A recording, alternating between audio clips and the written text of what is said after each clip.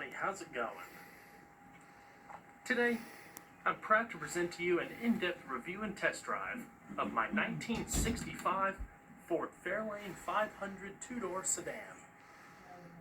I purchased this car back in February of 2011 after a dream of always wanting a vintage classic that I could fix up and restore myself. And just over a year later, I finally finished it. I already have video of the vehicle on my channel that many of you longtime subscribers probably know of when I first got it. So, I'll post the link in the video as well as in the description so you can kind of compare and contrast some of the things of the way it looked like when I first got it compared to how it does now. But now that she's back and pretty much factory fresh, this is going to be a full and in-depth review of the Fairlane. We'll start it up, show the engine, get an exhaust clip, and go over the performance data, as well as some of the history information, build specs, as well as innovations that came out in 1965. We'll also take it on a detailed test drive and show you a bunch of the features on the interior as well as exterior. And so, without further ado,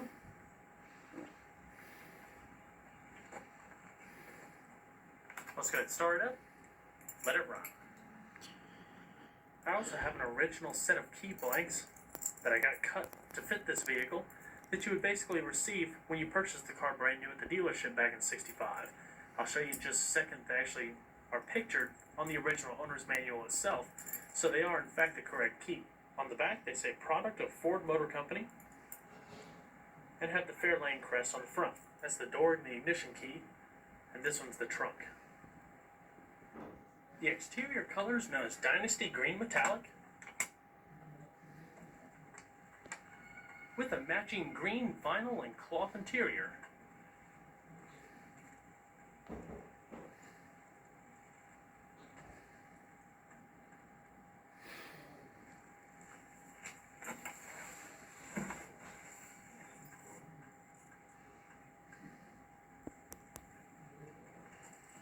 It is a 3-speed manual transmission located on the column. I know a lot of people have been wanting to know how that works, and I'll also go through that in a little bit.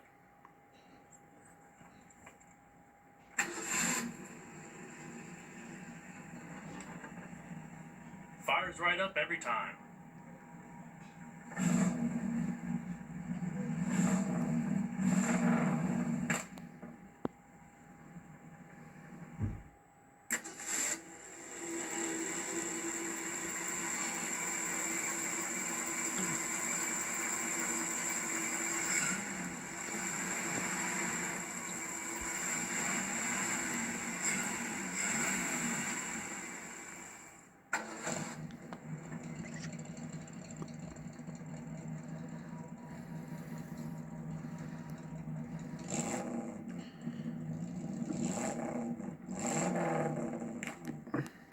Specifically for the two-door sedan Fairlanes, the 500 trim was the top styling package of the vehicle. Other than that, it was pretty basic when I got it, and my main philosophy in wanting to restore it is to try to option it out and install many of the factory options that you would be able to get back in the day. I'll also show that through it as we go through the video. But as far as the basic steering and driving controls, it is manual steering. Power steering was an option that this vehicle didn't come with. Like I said, it is a 3-speed manual. In the middle is neutral. Down is first. Back up in neutral again. Push out and up to second. Straight down to third. Back in neutral again. Pull in and up is reverse. So basically how that works, think of it as an H pattern. In the middle is neutral, where you can pull it in, back and forth. When you pull it down, or closest to you, that's first gear. Straight up is reverse. Neutral, over, second. Straight down is third. It's really quite simple, and you'll see how it all works when I go to the test drive portion. The vehicle also comes with manual 4-wheel drum brakes, which, combine that with the manual steering, it definitely takes a little bit more effort to drive the vehicle than a modern contemporary vehicle. Your handbrake is located down below here. Push it in all the way to deactivate, and what you'll notice right there flashing, it's a parking brake warning light. Initially an option for the vehicle that it didn't come with. I bought it and installed it myself. Quite a neat feature. So it flashes and reminds you that you need to take the parking brake off before you actually take off. When you put it back all the way in, deactivates it by a little mechanism in there that slides and pushes a little switch and turns off the electrical current to the light bulb itself. So, let's go ahead and cut on the headlamps. This has manual windows. And we're going to check out the exterior, shall we? The new and distinctive 1965 Ford Fairlane sports new sheet metal below the belt line, which gives it a unique look from the 1964 model with new side, front, and rear appearances.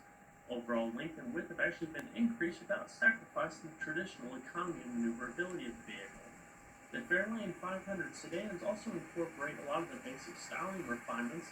It includes a lower, broader styling effect with new horizontal taillights theme, horizontally paired dual headlamps mounted in a solid metal frame with extra strength wraparound bumpers and horizontal grille treatment. The Fairlane has a parallel granite type steering linkage system with cross-linking either arm for a more positive vehicle control under driving conditions.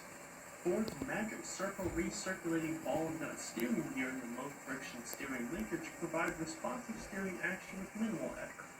Also, to set itself apart from the standard Fairlane, the 500 has plentiful amounts of chrome trim, the addition of this hood emblem on the front, as well as many interior amenities, and I'll go through all of that in its appropriate part in the video.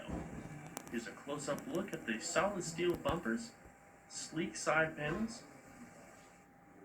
You'll also notice the long chrome sphere going down the side of the vehicle, with painted satin silver as well as black accenting, polished aluminum rocker accenting, as well as the unique badging for the 289 Total Performance V8.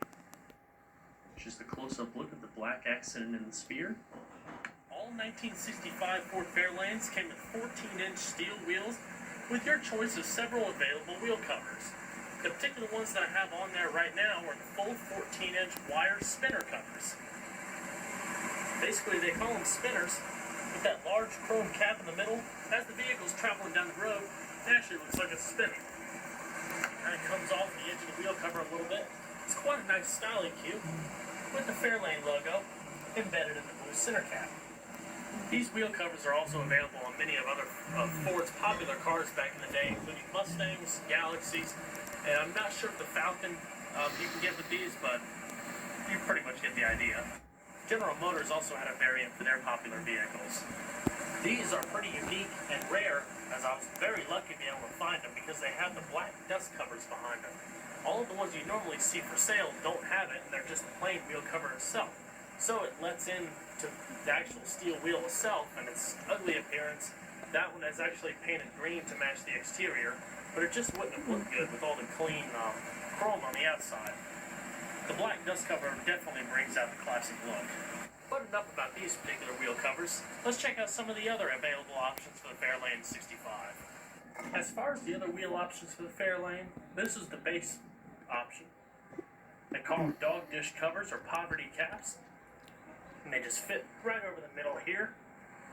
And I actually have some optional beauty rings that you can put around it because otherwise the green wheel on the back will be exposed. Just kind of finishes it off a little bit. One step up from those were these full 14-inch wheel covers with black painted accents, as well as the red center cap, basically similar to the emblem up front. You also have a clear, almost plexiglass material surrounding that. And those basically fit over the entire wheel. And in case anybody was wondering, the tires on the vehicle are brand new. I put them on pretty recently. They're Uniroyal Tiger Paws, measuring 195/75. Also with the white wall trim, a nice set of modern tires as I drive the vehicle fairly regularly. Also a part of the 500, you'll notice that the bright polished metal accenting highlighting around the windows and the side of the vehicle. In standard Fairlanes, those are actually painted. So it's quite a nice amount of extra bright work added to the vehicle. And probably one of my favorite things about the body lines of the Fairlane is they're subtle, a little bit modest, but give the sides so much definition that makes it stand out from the crowd. This particular Fairlane has an overall length of around 198.4 inches, width of 73.8 inches, and an overall height of 55.8 inches, riding on a 116-inch wheelbase. Total curb weight was around 2,922 pounds and featured an independent front suspension with ball joints and a variable rate longitudinal semi-elliptic leaf springs with rubber bushed hangers in the rear. And like I mentioned, this particular vehicle has four-wheel manual drum brakes 10 inches in diameter. Power brakes were an option and can reduce pressure by up to 40%. Unique Ford crest, part of the 500 package. Also a broad, flat roof line, very characteristic to the 64 model, since it didn't really change that much for 65. You see the integrated rain gutter guards, prevent it from dropping into the interior. Long, broad hood. Chrome wiper blades and polished aluminum accent around the windshield with beveled glass. And your optional metal mirror. The back of the Fairlane for the 65 is also quite unique. You have the rectangular tail lamps with gun sight design in the middle, with the center being the reverse lights. Everything is accented in anodized aluminum, with the three slots going across the center of the tailgate that actually highlight the back end of the vehicle. All of that's a part of the 500 package as well.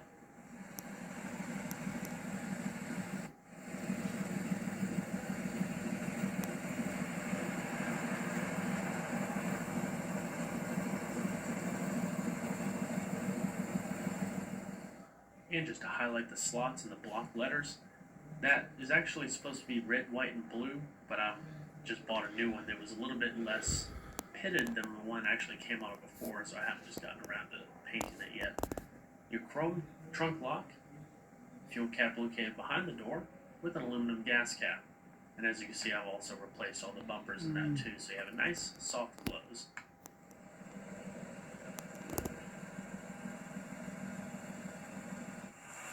As you probably noticed already, this particular vehicle came with the optional 289 cubic inch or 4.7 liter V8.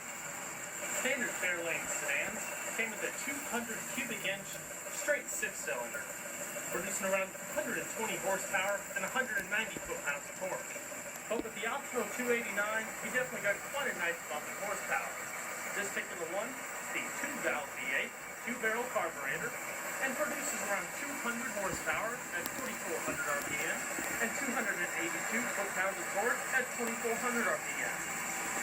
Hydraulic valve lifters, as well as an improved compression ratio from the 1964 model from 9.1 to 9.3 to 1. It also features an improved recontoured intake system, and the factory exhaust system was actually, you have two headers on each side and fed into a single port out to a single muffler in the back. This one obviously has been fixed with the new dual exhaust system, but the improved system on the Fairlane actually allowed better breathing with the more improved intake to increase economy as well as top end performance. 0 to 60 time for the total performance 289 2-valve V8 was around 8.9 seconds, with a top speed of around 112 miles per hour and a 17-second quarter mile at around 81 miles per hour. Also, with a 16.1 gallon fuel tank running on regular unleaded gas, it achieved an estimated EPA miles per gallon rating of 14 city, 18 highway. Also, something else that was pretty neat, there were actually three different variants of the 289. The one that you see here, the next one up, had a 4-barrel carburetor, and then you had the high-performance 289 running on premium fuel that got around 271 horsepower. I also added the factory option hood insulation pads.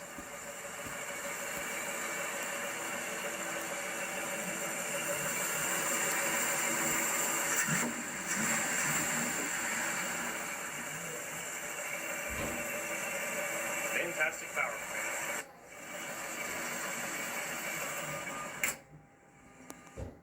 The Fairlane's doors are double-pane welded steel construction with rolled outer edges to form a sturdy box structure. It also features Ford's patented bear hug door latch system that basically is designed to clamp onto the latch and resist any vibrations or anything like that to prevent it from coming open in the case of an accident. All of the interior panels of this vehicle are all original. I've replaced all of the window weather stripping. You have your integrated side armrests, manual windows, manual mirror controls. You also have manual side vent windows. The vehicle also features Ford's posture-perfect seating arrangement. The seats were reupholstered to the original style, with the studs located in the back seat, but not necessarily the exact same material that was familiar with the Fairlane itself. This was actually done before I got it. Vinyl trim, soft velour, provides a nice amount of comfort.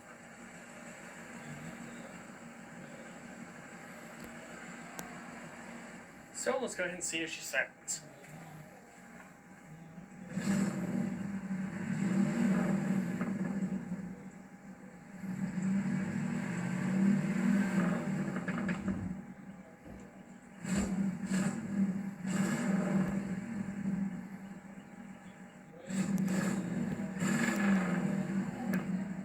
Absolutely fantastic exhaust note with the duals.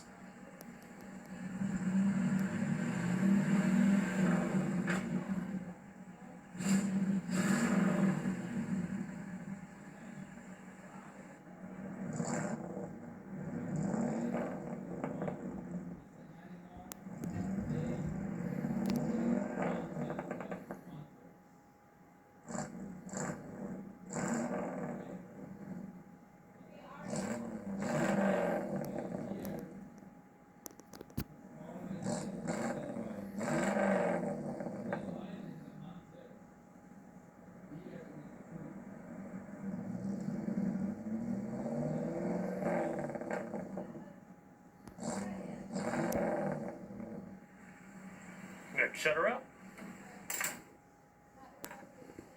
New instrument panel for 1965 features horizontal instrument cluster theme that replaces the previous round pod treatment.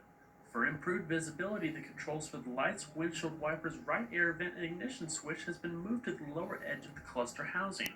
You can also see the optional dash pad that was available for the vehicle with the polished aluminum trim and the chrome bezel, which is a part of the Fairlane 500 package.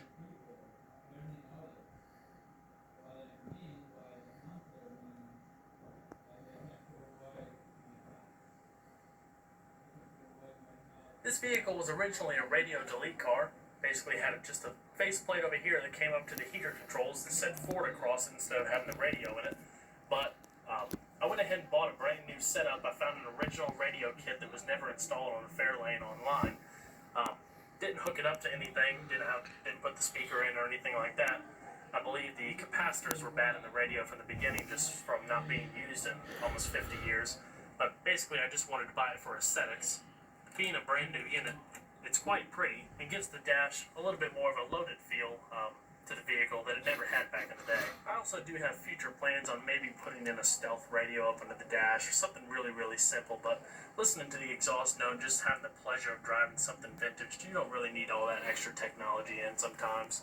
But just to show you how an old radio works, or one of the vintage radios, you have your simple turn dial across here. Like I said, this particular one is AM only. And then you have your memory presets. To set your presets, pull out the little toggle switches here, tune to whichever station you want, push it all the way in, and that saves your memory setting. Pretty simple. You also had the option for air conditioning. You had two different air conditioning units you could choose from, but the main one that a lot of people got was a big under-dash unit with 4 vents located right under here. This particular one didn't come with that option. It has the standard heater controls located up here.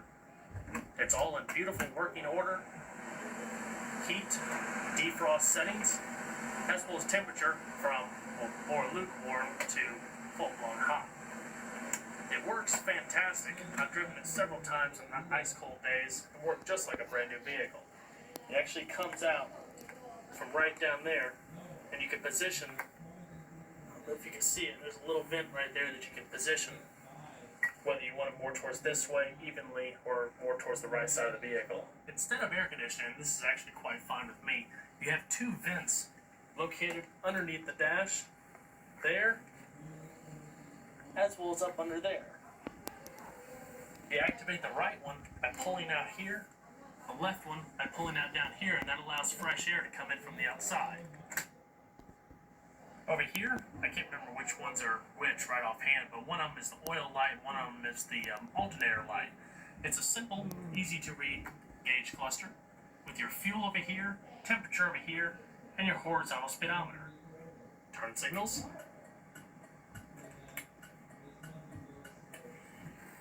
And while you have your lights on, to activate the high beams, there's a little switch down here known as a dimmer switch. All you have to do is click it,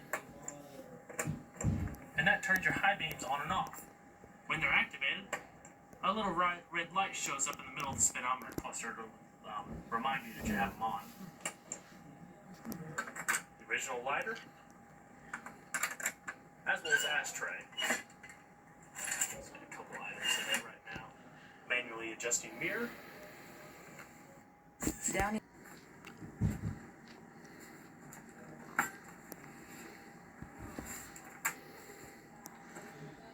And show you some of the interior lights at night.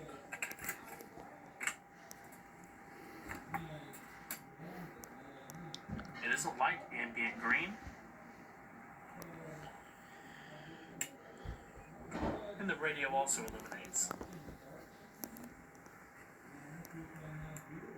It's probably kind of hard to see in this light.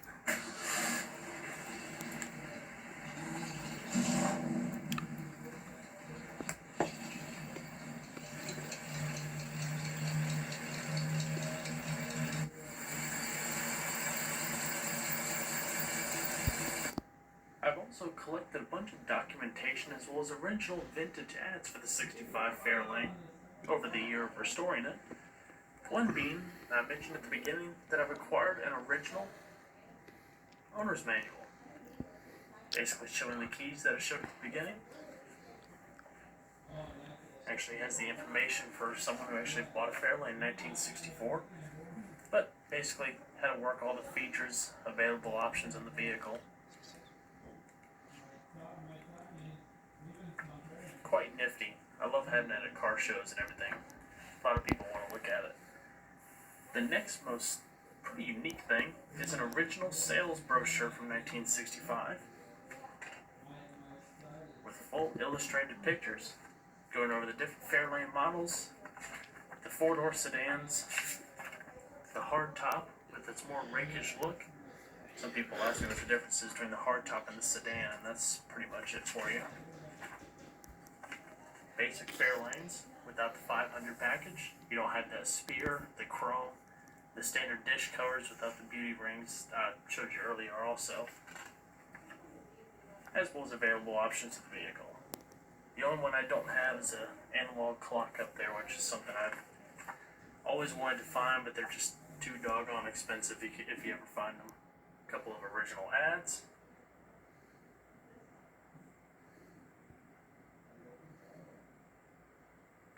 Original ad for the Hypo 289, 271 horsepower. And just another example of what the basic Fairlanes look like. This one actually has a fender skirt across the back. This one does not have integrated backup lamps. Quite a plain Jane. The vehicle also has the original seatbelts in it with the faux Moco stamp on the bottom. Unfortunately, the plastic clips broke off of the outside that you used to pop it as soon as I first got in the vehicle, the first time I got it. But I've been too stubborn to buy new ones. I'm just lift that clip up and it lets go. I just love originality so much, I don't want to get rid of them. So, good, shut her down.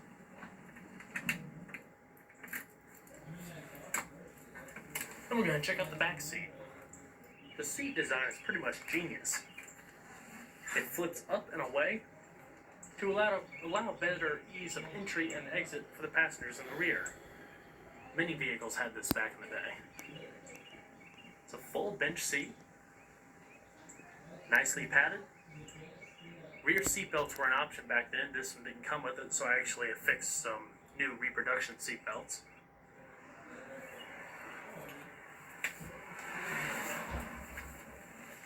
Very soft, padded, and comfortable, with plenty of leg room.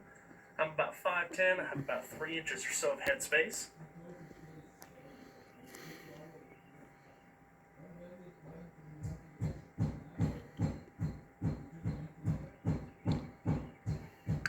Interior illumination, rear chrome coat hooks. Like I said, all of the door panels and headliner are fully original to the vehicle.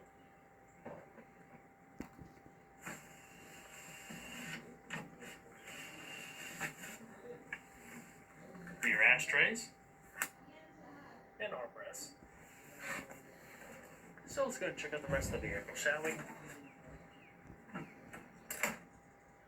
One of the first things I did to the vehicle, and I have a how-to video on how I did this on the channel already, was I completely restored the trunk back to factory specs and look. Definitely one of my favorite parts of the vehicle aside from the engine bay. I replaced all the rubber around here. New vintage reproduction jack instructions for the integrated bumper jack that I was also able to acquire over time. It bolts straight to the tire itself, and basically you just stick it up under the back or rear or front bumpers and jack the car up that way. Brand new trunk mat that was never installed. Undercoated the side panels. And it's a fantastically large trunk. Perfect for traveling.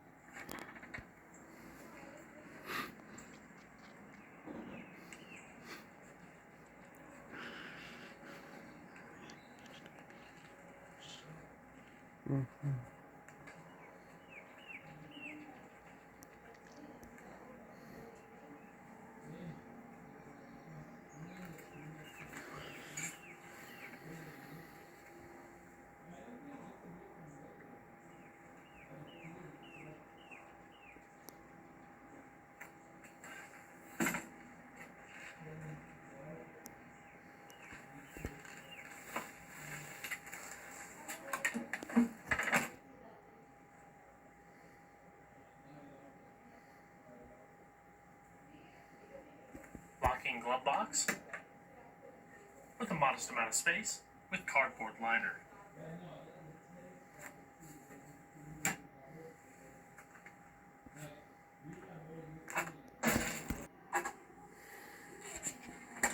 Fantastic vehicle.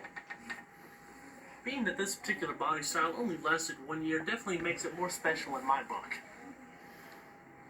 You definitely don't see a whole lot of them anymore. Many of them were either wrecked or rusted out back in the day, especially being a more quote-unquote common vehicle being one of these sedan counterparts. Most of the ones that you see today are the sport coupes and hardtop models. Therefore, makes these models a lot less common to see in the modern day. Now we'll go ahead and take a quick test drive of both first and third person clips.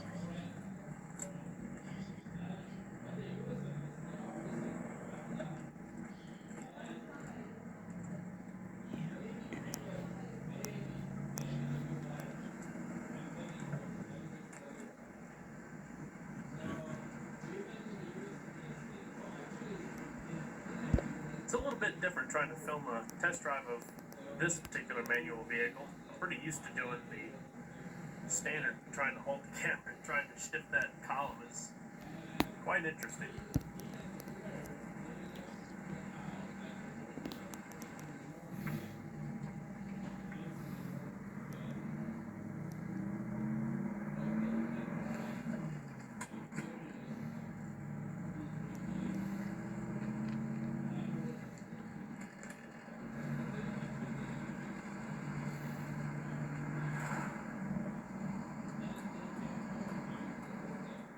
Go ahead and put the windows down. Want you to be able to hear the exhaust a little bit better as we go between these buildings up here.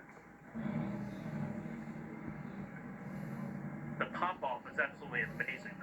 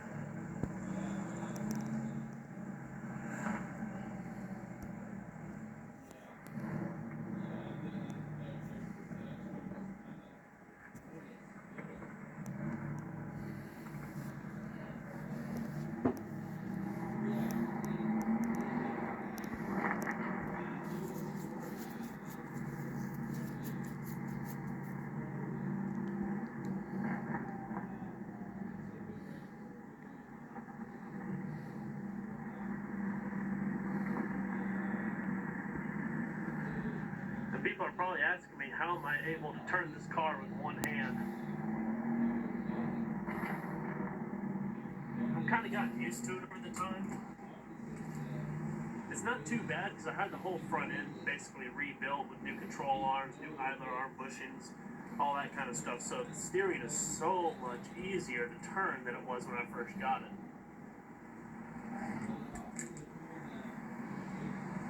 Love it.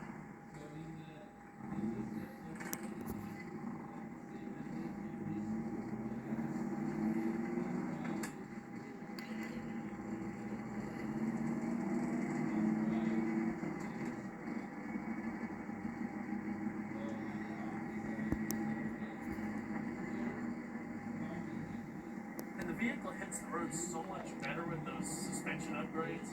I mean, the last thing that I did and the most expensive thing to the front end was rebuilding of the upper control arms. You can't buy replacements for a 65 Fairlane, or at least I can't find them. The ones for the 66 and the ones for the 65 Mustangs are incompatible. So basically, you had to buy the bushings and pray that the actual original control arms themselves haven't been worn down. The car handles so much better. It still doesn't handle good. I mean, these cars weren't built for taking corners or anything like that, so if you take it too fast, I mean, even if you take a sharp corner at 35 miles an hour, you can start to feel the wheels kind of slipping out from under you. So it's kind of a little bit of a different beast, so to speak, that you kind of got to get used to if you're used to a tight handling vehicle.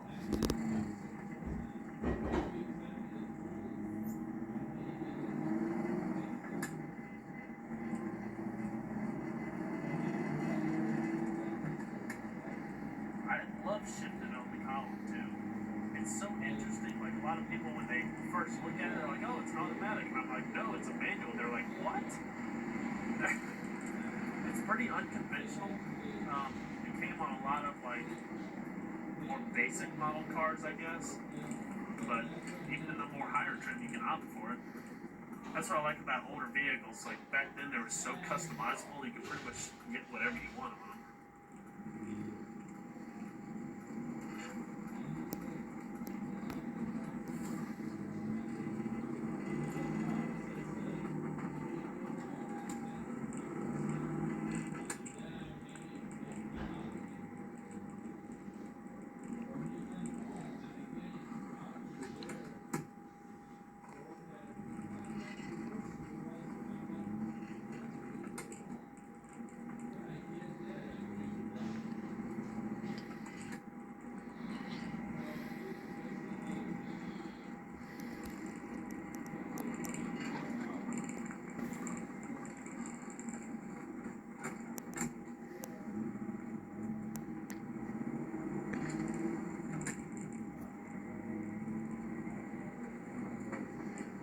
once you get used to it, it's so simple and smooth to use.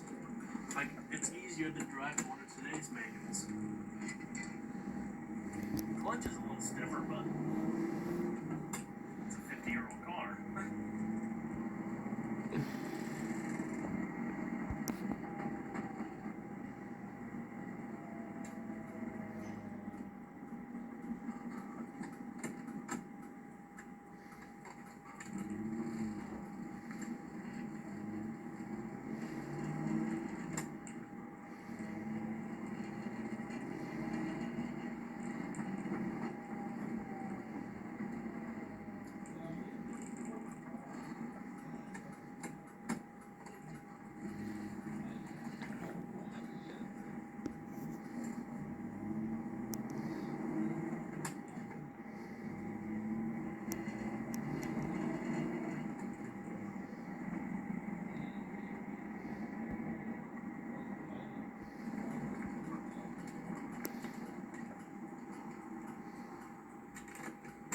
So let's go ahead and stretch your legs right quick.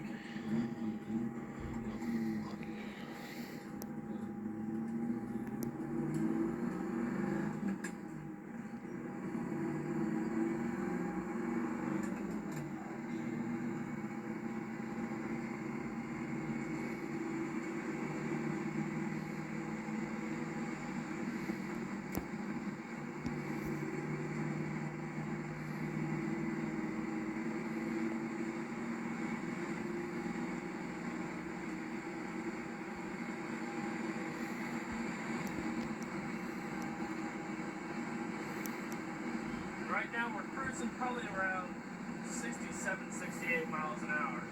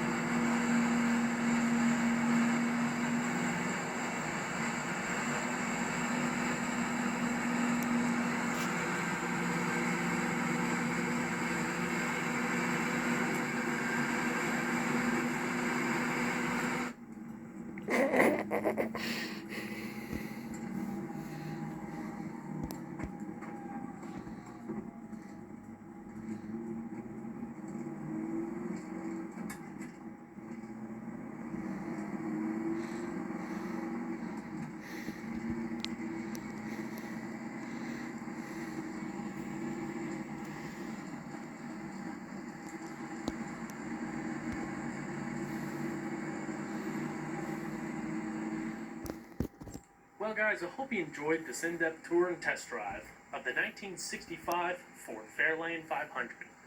Be sure to stay tuned next time, there's a lot more where that came from. Take care everybody.